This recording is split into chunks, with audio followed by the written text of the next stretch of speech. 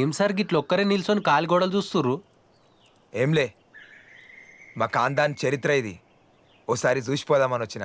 ఈ పాడబడ్డ గోడల చరిత్ర ఏముంటుంది సార్?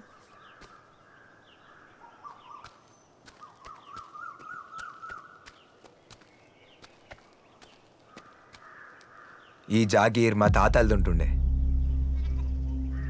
మా ముత్తాత నిజాం కాలంలో ఆయన భూమిని మొత్తం దానం చేసి వేరే ఊరికి వలసపోయిండు. ఈడికొచ్చి ఈ గడిని చూసినప్పుడల్లా ఆయన లెక్క గొప్పగా బతకాలనిపిస్తుంది. అందుకే అప్పుడప్పుడు ఈడికి వస్తుంటా. అది ఇడిచే గాని నువ్వేంది పొద్దున్నేటో బయలుదేరినావు? ఏ అంతా మీ సూర్య చేస్తున్న తలకే నొప్పులే సార్. మా వాళ్ళ మీనే పడుతున్నాడు మొత్తం అంతా. జరా మీరైనా చెప్పరాదుర్రి. అయినా వాడంటే మీకెందుకు సార్ అంత ప్రేమ? వాడు మన దగ్గర కులపోడు కూడా కాదాయే.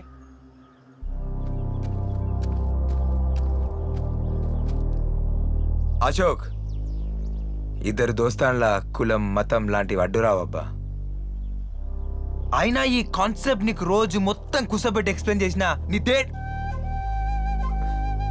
నీకెక్కదు గాని నేను పోయేస్తా.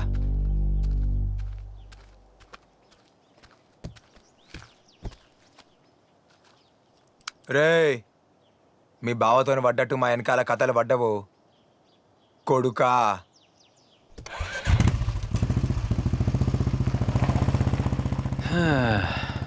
ఆ పెద్ద మనిషి గిట్లే చిన్నప్పటి సంధి ధేడ్ దిమాక్ అంటుండే.